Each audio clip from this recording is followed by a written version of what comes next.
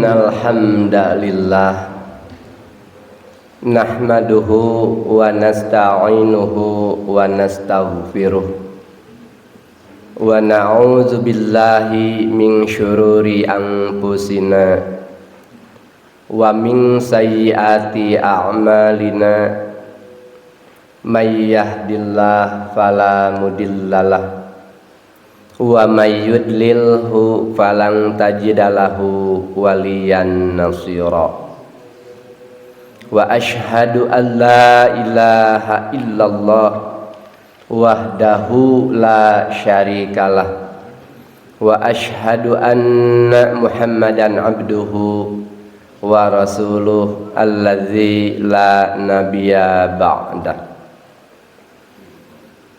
Allahumma anfa'na bima 'allamtana wa 'allimna ma yanfa'una wa zidna ilman bima yanfa'una. Dengan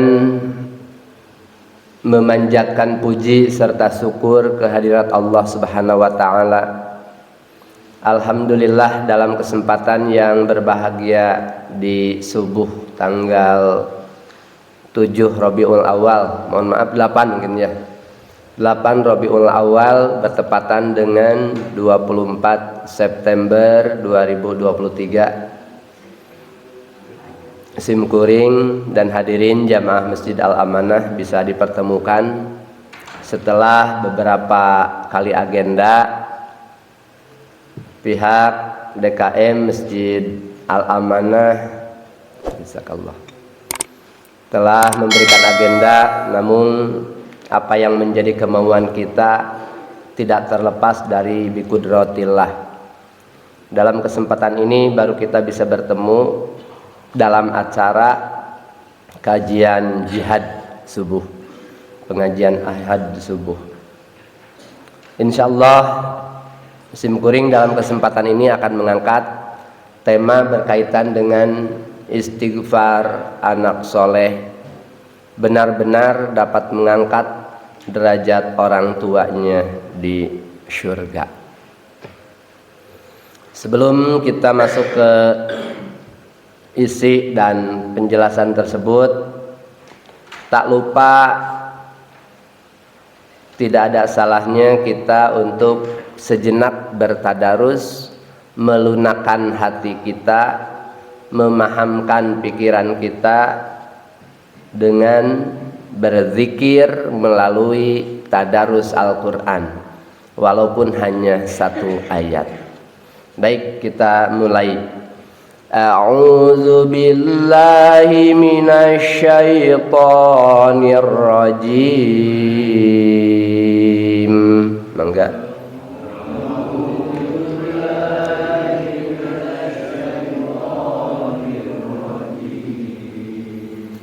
Walladzina amanu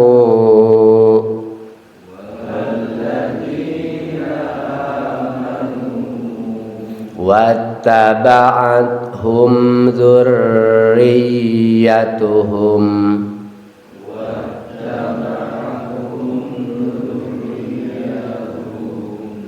biimani alhiqna bihim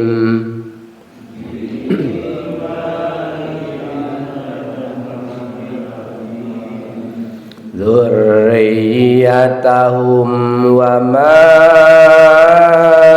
alatnahum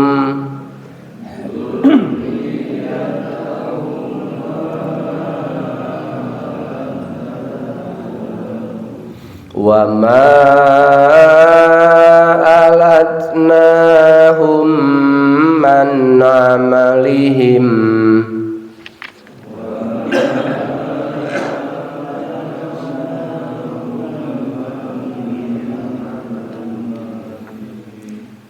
min amalihim min syai'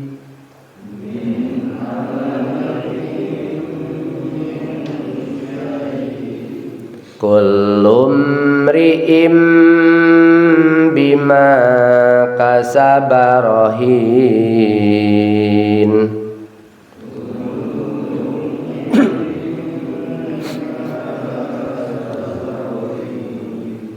Alhamdulillahirabbil alamin. Baik, kita diawali dengan tadarus Al-Qur'an. Bangun tidur kita membaca Al-Qur'an, berzikir dengan membanyak membaca Al-Qur'an. Mau tidur pun sama, kita tidak melupakan terhadap bacaan Al-Qur'an. Jadi jangan sampai terpengaruh dengan kondisi-kondisi atau zaman yang memang sekarang lagi semaraknya, bahwa manusia itu seakan-akan sangat ketergantungan dengan yang namanya gadget atau HP. Mau tidur, buka dulu HP. Bangun tidur, membuka HP. Tapi kita ganti kondisi atau aktivitas seperti itu, bahwa ketergantungan hati kita itu hanya kepada Allah melalui firman-firman-Nya. Makanya mau bekerja kita mengucapkan bismillah. Selesai bekerja kita tak terlepas dari kalimat alhamdulillah. Dalam ayat Al-Quran surat At-Tur ayat ke-21, walladzina amanu, dan orang-orang yang telah beriman. Siapa orang-orang yang telah beriman? Orang-orang yang telah beriman adalah generasi pada saat itu yang sudah menyatakan dirinya melalui kalimah syahadat, menancapkan kalimah syahadat dalam dirinya. Karena setiap manusia yang terlahir, sebagaimana dijelaskan dalam surat ke-7 surat Al-A'raf 172, bahwa manusia sejak dalam kandungan pada usia 3 kali 40 hari alias 120 hari, semuanya fa'ashhadahum, semuanya sudah diambil kesaksian, sudah diambil sumpah oleh Allah Subhanahu wa taala. Alastu birabbikum. Maka seluruh manusia yang Allah ciptakan yang berada di alam arham itu menjawab, merespon atas pertanyaan Allah, qalu bala syahidna. Jadi pada dasarnya seluruh bayi yang dilahirkan ke muka bumi, tak terlepas bapaknya, orang tuanya kufur atau non muslim, apalagi orang tuanya muslim, semua bayi yang dilahirkan generasi-generasi berikutnya itu adalah muslim. Mengalami perubahan itu setelah melalui proses perkembangan di dunia, proses pendidikan yang dilalui di dunia, proses di lingkungannya atau hereditasnya. Siapa yang lebih berperan, siapa yang lebih dominan, siapa yang lebih berpengaruh terhadap masukan-masukan yang membentuk terhadap pendidikan anak tersebut.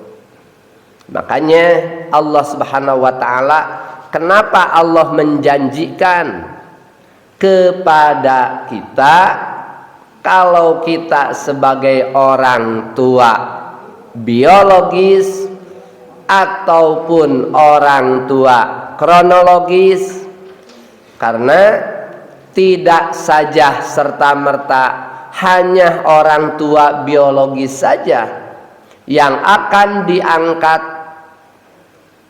oleh Allah derajatnya melalui anak yang soleh, tapi termasuk orang tua kronologis pun Allah menjanjikan akan mengangkat orang tua tersebut oleh dan dari istighfarnya anak-anak yang soleh.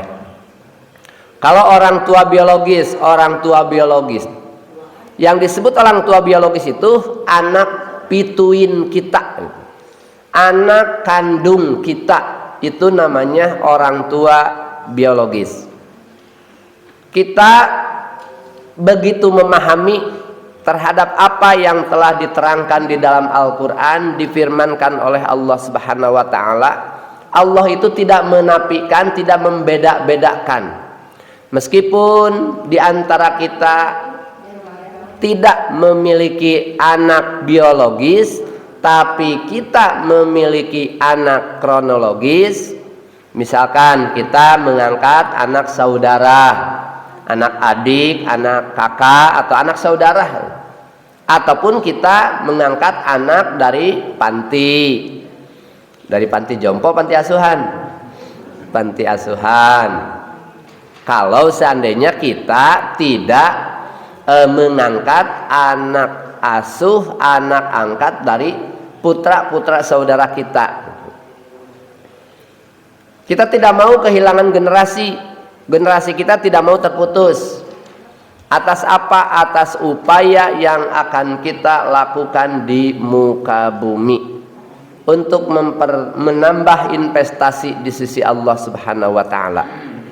Kita ingin anak-anak kita, keturunan kita, baik biologis ataupun kronologis, betul-betul memberikan kontribusi kepada kita, baik hidup di dunia setelah kita tua, renta, ataupun nanti di akhirat setelah kita mendahului generasi-generasi berikutnya. Jangan kasusnya seperti Nabi Ibrahim alaihi salam beserta bapaknya, yaitu Ajar, seorang bapak yang anaknya tidak akan mampu memberikan syafaat, pertolongan, tak mampu sedikit pun, meskipun dengan kalimat-kalimat permohonan maaf untuk bapaknya dari seorang Nabi Khalilullah, dari seorang Nabi yang mulia, Nabi kekasih Allah. Walaupun Nabi Ibrahim statusnya sebagai Nabi Khalilullah, Nabi yang sangat betul-betul dicintai oleh Allah, tapi tidak mampu untuk mengangkat derajat ayahnya ketika berada di dalam murkanya Allah. Nah, kita sebagai orang tua biologis ataupun orang tua asuh ataupun orang tua kronologis, kita berharap di sisi Allah Subhanahu wa Ta'ala nanti melalui proses pendidikan kita, kemudian menerapkan akhlak-akhlak yang positif kita baik di keluarga ataupun di lingkungan kepada anak-anak kita, itu semua tiada lain hanya harapan kita agar generasi yang akan datang, putra putri kita kelak nanti menjadi waladun solihun yad'ulah, atau sering disebut dengan bahasa Al-Quran auladul abror. Bahkan harapan kita di dalam Al-Quran sering kali disebutkan ada kalimat qurrata a'yun. Begitu dahsyatnya kalimat Al-Quran, firman Allah, sampai menggunakan putra putri kita, generasi kita itu dengan kalimat qurrata a'yun. Kalau secara bahasa atau secara lugah, qurratun itu bola. Qurratun itu bola, a'yun adalah mata. Jadi begitu ruginya kalau seseorang hidup di dunia tanpa memiliki bola mata, tanpa bisa melihat. Maksudnya bola mata megaduh, soca megaduh, tapi tidak bisa melihat.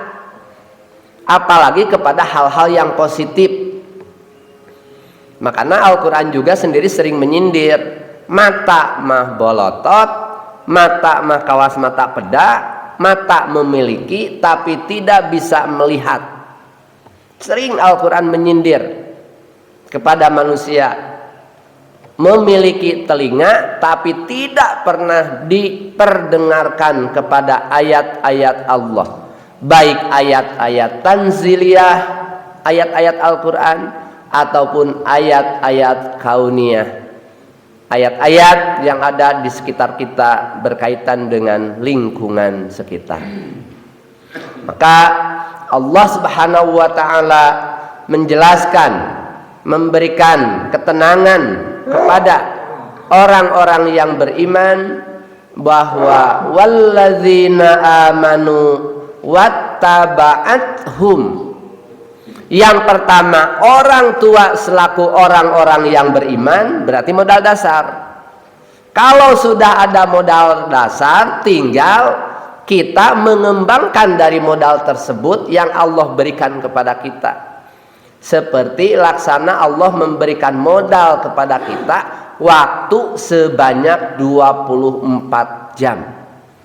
Bagi bapak-bapak, ibu-ibu Majelis Ta'lim Al-Amanah, waktu 24 jam tersebut itu betul-betul dipergilirkan, betul-betul digolangkan, agar nanti dari 24 jam tersebut bisa menghasilkan investasi dunia ataupun investasi akhirat.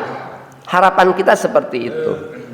Alangkah ruginya saudara-saudara kita yang Allah berikan modal dasar yang 24 jam itu dipakainya hanya sebatas kehidupan dunia saja.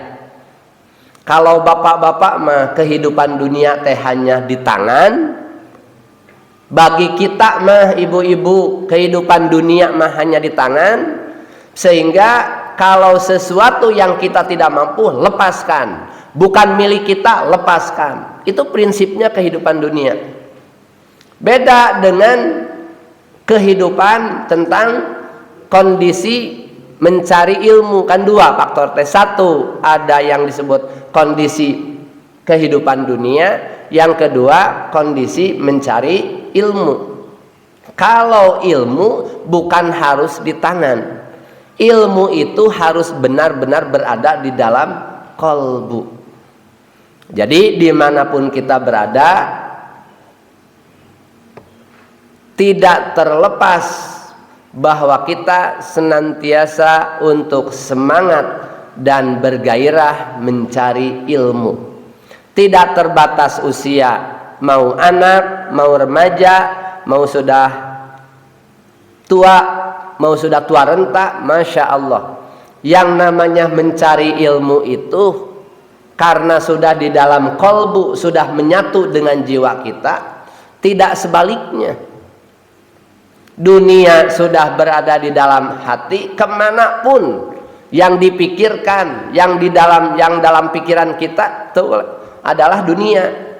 Kalau sudah seperti itu, dikhawatirkan meninggalnya pun seseorang itu yang dipanggil, yang diucapkan bukan kalimah thayyibah, bukan kalimah la ilaha illallah lagi, bukan kalimah Allahu Akbar, bukan kalimah tasbih subhanallah, tapi aina dunya, aina mali, mana dunia, mana harta. Dibimbing ku bapak-bapak, orang yang dalam syakaratul maut pun oleh bapak-bapak, ibu-ibu membimbing, mentalkinkan orang-orang yang akan meninggal. Karena dalam hidupnya, semasa hidupnya selalu mengkhawatirkan tentang kehidupan dunia, selalu mengkhawatirkan tidak makan padahal tangan penuh dengan makanan. Kemudian stok di dapur, stok di lumbung masih ada, tapi hati dan pikiran masih mengkhawatirkan akan makanan-makanan yang sudah Allah janjikan akan diberikan rizki bagi siapa saja yang masih hidup. Bagi siapa saja yang masih hidup itu dengan Rahman Rahimnya Allah, Allah akan memberikan rizki dengan sifat Rahmannya Allah. Mohon maaf, bapak-bapak, ibu-ibu beriman, para remaja masjid beriman, dengan Rahmannya Allah semua diberi rizki. Saudara-saudara kita tidak beriman, saudara-saudara kita munkar, saudara-saudara kita munafik, fasik, dolim, tetap dengan Rahmannya Allah, Allah memberi, Allah mengasihi kepada orang-orang atau makhluk-makhluk yang ada di bumi. Itu Rahmannya Allah. Tapi kalau sudah berbicara Rahimnya Allah, maka Allah akan memberikan hanya kepada bapak-bapak, ibu-ibu, orang-orang yang beriman, tidak untuk yang lain. Orang yang beriman, orang muttaqin, orang solihin, orang-orang yang bertakwa kepada Allah, orang-orang yang beriman kepada Allah, orang-orang yang soleh kepada Allah, itu yang Allah anugerahkan dengan sifat Rahimnya Allah. Dicintai, dikasihi, disayangi, itu sifat Rahimnya. Kalau Rahman itu Allah diberi rizki, oleh Allah itu diberi rizki semua makhluk, baik yang aktivitas ataupun yang tidak aktivitas. Bukti aktivitas kita sehari-hari, insya Allah Allah akan berikan rizki. Yang tidak aktivitas pun, tidak bisa bergerak pun, saudara kita di rumah sakit karena gagah, misalnya penyakit tipes, biasanya gagah gitu, sasar kemana saja, di taliannya khusus tangannya, kakinya. Pas jam giliran makan tetap, kalaupun tidak makannya dengan tangan sendiri, mungkin suster pun mau memberikan pelayanan makan kepada pasien tersebut.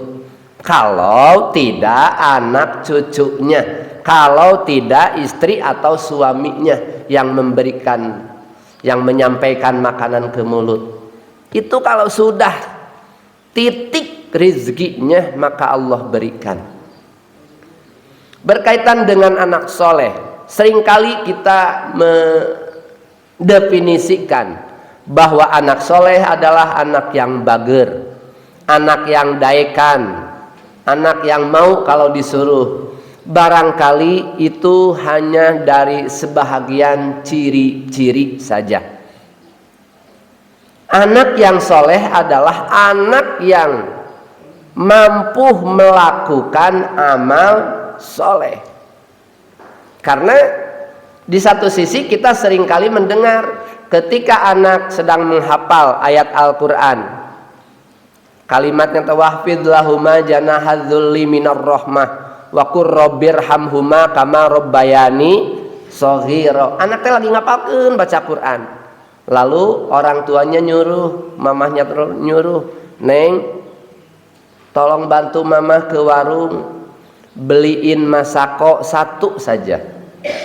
Nih buat Neng ongkos jalannya 1.000 rupiah atau 2.000 rupiah. Anak yang soleh, apakah akan mau disuruh oleh orang tua atau meneruskan tadarus Al-Quran atau hafalan Al-Qurannya? Bapak-bapak, ibu-ibu pasti akan memilih pilihan di antara dua. Anak yang soleh itu di samping pinter, di samping cerdas, tapi mampu menempatkan sesuatu pada tempatnya. Simpan Al-Quran kalau anak yang soleh, lalu menghampiri apa yang disuruh oleh ibu ataupun bapaknya. Tidak mentang-mentang lagi baca Quran, lalu orang tuanya memanggil, tidak menghiraukan, udah memanggil berkali-kali orang tua, lalu menyahut cik atumah menite ninggal pan abdi teh, pan neng teh, pan aa teh lagi menghafal Al-Quran. Tahu enggak bahwa menghafal Al-Quran itu kalau pegatkan, kalau diputuskan, kalau disuruh-suruh teh takutnya jadi dosa. Anak yang soleh pasti akan menyimpan dulu Al-Quran, lalu akan taat tunduk atas perintah orang tua. Jadi tidak mentang-mentang sedang membaca Quran. Ketika orang tua butuh bantuan anak, pasti anak yang soleh itu akan lebih memilih panggilan orang tua, menyahut, minimal merespon, dan mau melakukan apa yang orang tua harapkan atau yang diperintahkan oleh orang tua. Makanya harapan kita juga seperti itu, dan itu harus dibentuk sejak dini. Tidak serta-merta sistem simsalabim, abragadabra memiliki generasi yang soleh, tapi harus dibentuk sejak dini. Kenalkan putra-putri anak cucu kita ke masjid. Kenalkan mereka dengan pendidikan-pendidikan keagamaan. Wattaba'athum dzurriyyatahum. Kita berharap untuk agar setelah kita tidak ada itu, betul-betul kita memiliki generasi yang lebih maju, memiliki generasi yang lebih kompeten, memiliki generasi yang lebih sukses. Biarkan kita selaku petani, minimal generasi kita derajatnya, ekonominya, kemajuannya, cara berpikirnya lebih dari petani. Bukan arti petani rendah, tapi generasi kita selaku orang tua selalu berharap ingin lebih maju. Dzurriyyatahum biimanin alhiqna bihim. Dzurriyyatahum wa ma alatnahum min amalihim min syai'in kullum ri'im bima kasabat rohin. Firman Allah Subhanahu wa taala dalam surat At-Tur ayat ke-1, orang-orang yang beriman seperti kita dan anak cucu kita, maka mereka akan mengikuti yang dalam keimanannya, pendidikan yang diterapkan oleh orang tua itu betul-betul diikutinya. Dengan keimanannya tersebut, maka Allah akan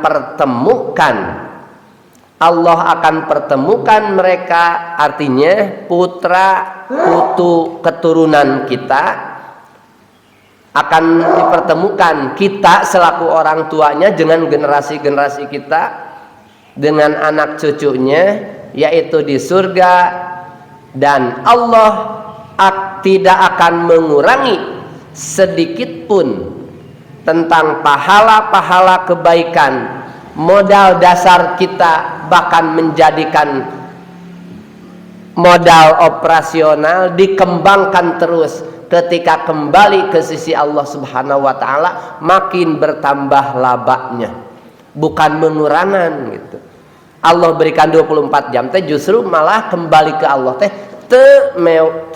tidak membawa sedikit pun, tidak membawa sedikit pun amal soleh, malah memperbanyak amal salah. Nauzubillahi min zalik. Kebaikan-kebaikan di antara orang tua. Setiap orang akan terikat dengan apa yang dikerjakannya. Itu sebuah kepastian. Jadi akan dipinta pertanggungjawabannya itu apa yang telah dikerjakan. Seperti pada prolog tadi, Nabi Ibrahim pun tidak mampu menolong ayahnya. Karena apa? Karena ayahnya betul-betul sebagai produser patekong. Ayahnya yang membuat ilah untuk disebarkan ke masyarakat sekitar. Walaupun Nabi Ibrahim pernah disuruh untuk berbisnis ilah-ilah tersebut. Ilah itu adalah sembahan.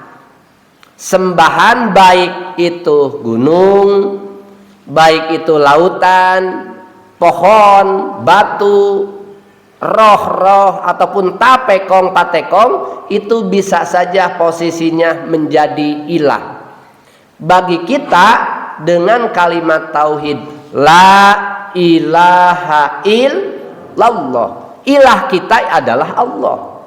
Tapi tidak sedikit saudara-saudara kita yang di satu sisi mengaku Allah sebagai ilah, sebagai sembahan, di sisi lain mungkin laut yang menjadi ilahnya, pemberi berkah lautan, pemberi berkah gunung, pemberi berkah pohon yang besar.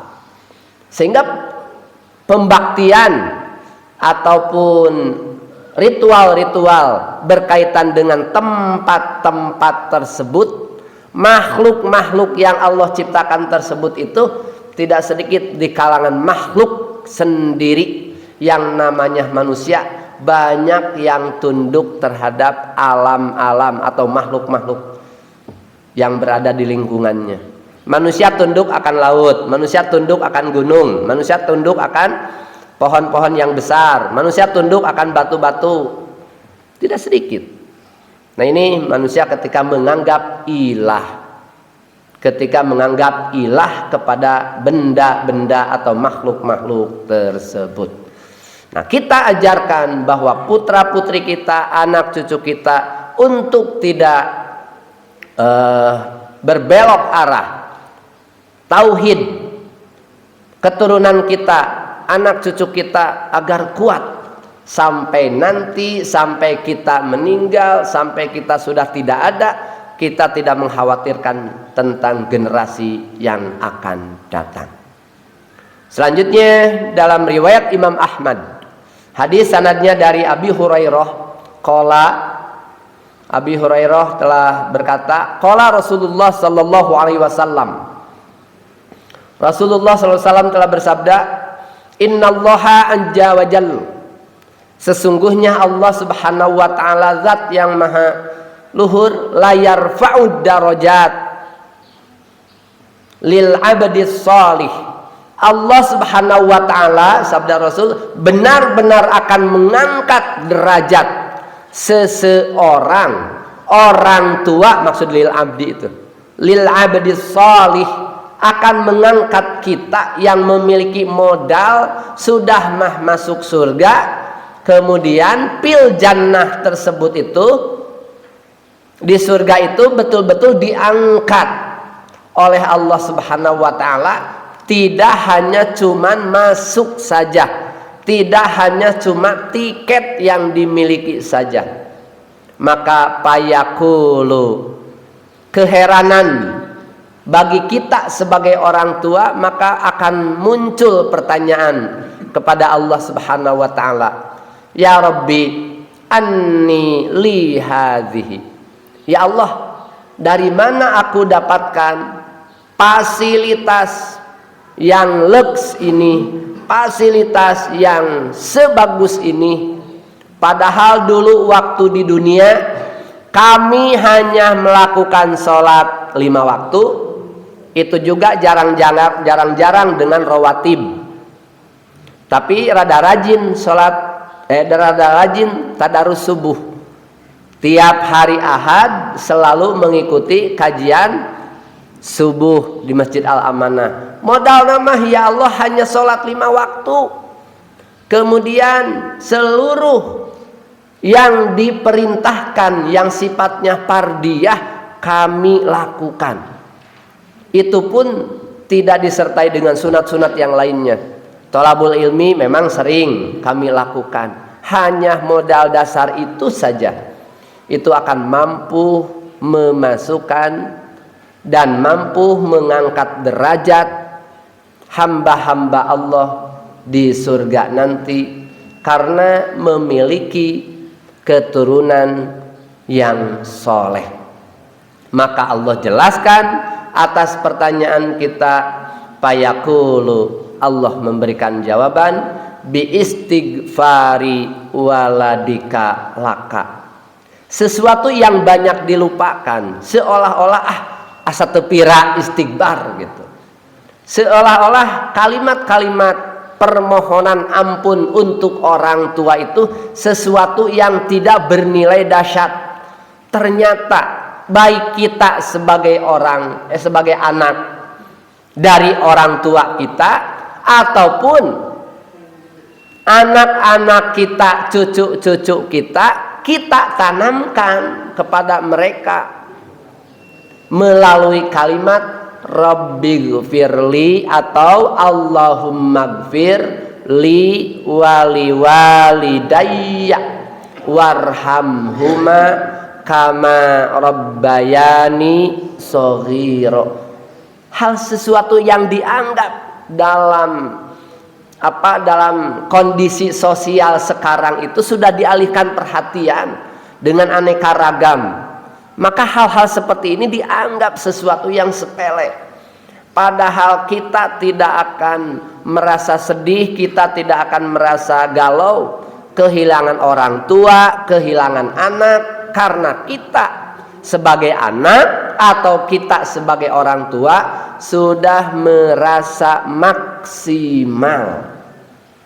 Sudah merasa maksimal memfungsikan modal dasar dari Allah, baik kita sebagai anak berbakti kepada orang tua, ataupun kita sebagai orang tua sudah menyampaikan kewajiban-kewajiban kepada anak-anak cucu kita. Makanya jangan haluan kalau kita tidak tahu, tidak pernah mengenal siapa nenek kita, siapa kakek kita. Ternyata di akhirat, jangankan ayah kita, ibu kita, nenek kita, suami kita, semua generasi kita akan dikumpulkan. Bapak kenal ka tuang rama? Teu manawis na bapak teh seperti Rasulullah SAW. Rasulullah itu walaupun beliau masih dalam kandungan kemudian ditinggalkan oleh ayahnya, termasuk kita sendiri, mungkin ada yang tidak pernah berjumpa dengan ayah, dengan ibu, dengan kakek, dengan nenek. Jangan riskan, jangan hiraukan. Sing penting mah ketika kita memberikan kontribusi dengan doa-doa tersebut, kita berada dalam ridho Allah. Lalu kita berharap kepada Allah supaya Allah menyayangi orang tua kita sebagaimana orang tua menyayangi, mengasihi kepada kita. Maka doa-doa kita yang akan diijabah oleh Allah Subhanahu wa taala. Endingnya kita yang sama-sama memiliki modal dasar, waktu 24 jam dimanfaatkan oleh kita sebagai anak, oleh kita sebagai orang tua, maka kita akan dipertemukan kembali di akhirat nanti. Bahkan kalau punya anak yang hafidz Quran, di samping kita diberikan fasilitas itu, Allah juga memberikan apresiasi agar anak-anak hafidz Quran itu menyampaikan, memberikan hadiah mahkota emas kepada bapak ibu semua. Masya Allah, begitu mudah anugerah yang Allah berikan teh, tidak susah. Cuman manusia susah untuk menempuh, untuk berjuang, untuk menginginkan atau untuk melakukan amal-amal yang bisa memasukkan dirinya sebagai anak, dirinya sebagai orang tua menuju jalan ridho Allah Subhanahu wa taala. Maka kita tidak akan menyesal apabila ditinggalkan istri, betul tuh Pak? Istri tidak akan menyesal apabila ditinggalkan suami. Kita juga akan ridho apabila ditinggalkan orang tua. Kita juga akan ridho apabila ditinggalkan anak. Karena apa? Karena kita sudah memahami apa yang difirmankan Allah, nanti mah di akhirat akan dipertemukan. Tinggal bagaimana caranya mengaplikasikan kehidupan kita agar kita betul-betul bisa dipertemukan di sisi Allah Subhanahu wa taala. Jangan seperti Nabi Ibrahim dan Azar. Bagaimanapun nangisnya Nabi Ibrahim tidak akan mampu disatukan. Bertemu mah bakal bertemu Nabi Ibrahim dan Azar itu, sampaikan Nabi Ibrahim berkali-kali nangis ke Allah. Untuk apa? Untuk mampu menolong ayahnya. Tapi Allah memberikan keputusan yang bijak, tidak mampu memberikan pengampunan, tidak diterima pengampunan Nabi Ibrahim untuk ayahnya, termasuk Nabi Sallallahu Alaihi Wasallam. Bapak-bapak, ibu-ibu, terkait dengan hal tersebut barangkali doa-doanya kita sudah lebih bisa memahami, karena hal tersebut itu ada dalam Al-Quran, baik di surat Ali Imran ayat 38 ataupun di surat As-Saffat ayat 100, yang mana lebih dulu itu sudah didoakan, sudah dipanjatkan oleh para nabi yang dulu. Makanya kekhawatiran kita itu bukan tidak memiliki anak, tapi kekhawatiran kita itu tidak memiliki generasi. Barangkali itu saja yang bisa disampaikan pada kesempatan ini. Mohon maaf atas segala kekurangan dan kehilafannya. Mudah-mudahan kita disatukan, dipertemukan, dimudahkan kita untuk memiliki generasi, putra putri kita, anak cucu kita, orang tua kita, untuk selalu bersatu baik di dunia ataupun di akhirat nanti. Kalaupun kita tidak dipersatukan di dunia atau sudah wafat orang tua kita ataupun nenek moyang kita tidak akan menyesali, karena Allah sudah memberikan firman-Nya bahwa kita akan dipertemukan kembali. Aqulu qauli hadza wa astaghfirullah li wa lakum. Wassalamualaikum warahmatullahi wabarakatuh.